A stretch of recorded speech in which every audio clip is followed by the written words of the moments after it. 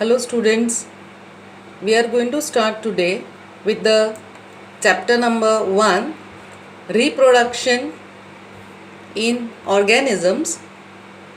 This chapter is of the unit Reproduction. This unit has total 4 chapters and we are beginning with the first chapter.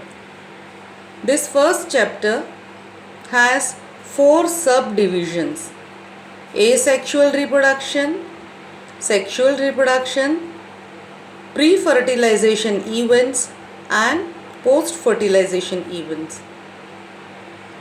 Before we start with the chapter, let us have the introduction of this chapter. We need to define the lifespan of all the organisms. It is every organism lives for a certain period of time, and that is known as a lifespan. Lifespan is different for different organisms, and we will see different examples of the plant kingdom and animal kingdom which have a great variation in the lifespan. So again I repeat, the lifespan is the time period that an organism spends between the birth and death. Let us see the lifespan of few plants. Note the variation. For example, a rice plant has lifespan of 3 to 7 months. A rose plant has a lifespan of 5 to 8 years. A banyan tree may live as long as 200 to 300 years. The average lifespan is given over here. It means that the plant or the animal may or may not live for many years, but the days or the years shown in this table, but it is expected that these animals would on an average have an average lifespan of this many days, months or years. See the variation that an animal kingdom has regarding the lifespan. We are having a variety of animals here. A housefly or a fruit fly, which is an example of an insect, class Insecta, would have a lifespan of 40 to 50 days, while a crow belonging to aves, that is the birds, would live on an average up to 15 years. A dog belonging to class Mammalia would live for 10 to 13 years. A parrot belonging to aves would live to 140 years. A horse belonging to class Mammalia is expected to live for 120 to 130 years. Here I would like to bring to your notice that the crow and the parrot are both belonging to the aves have such a great variation. Expected lifespan is 15 years and here parrot is 140 years.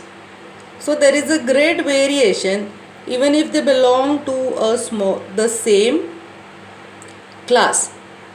See, the crocodile belonging to the reptilian is expected to live for 60 years, while a tortoise, a reptile, is expected to live for 100 to 150 years.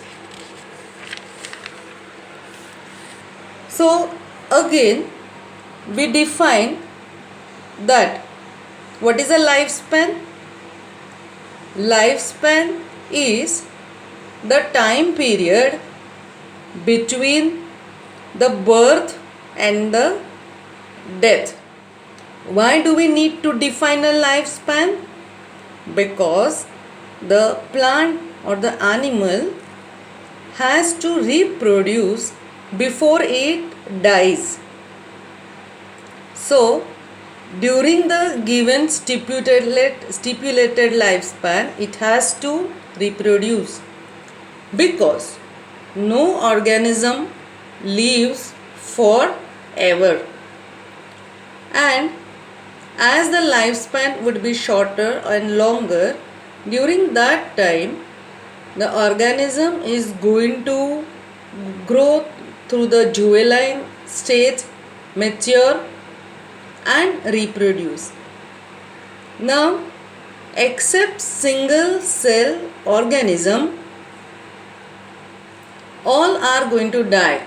No organism is immortal. Why do we say so?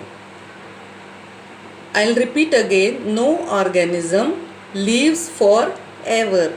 But there is an exception to this, that except the single cell made up of only one cell organism, all would die.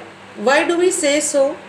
Because as each cell divides into two, which is the definition of a cell division, it is a method of reproduction for the organisms which are made up of only one cell. So, how do we define reproduction?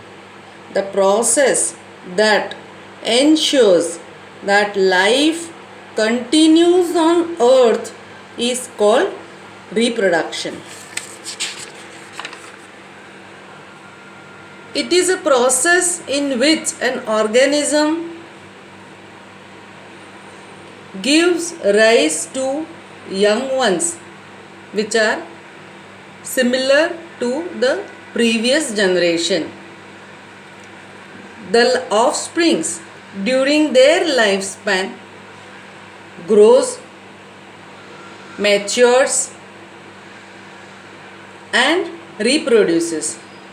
This cycle continues, and this cycle is known as going through the birth, growth and death. And during this lifespan, it is necessary that before the organism dies, it should reproduce. So this is, we have seen that what is reproduction. In the introduction of the chapter, we have seen that what is reproduction. We have defined reproduction. In that, what is life cycle, and before the death of the organism, it has to reproduce. Now, why reproduction is necessary?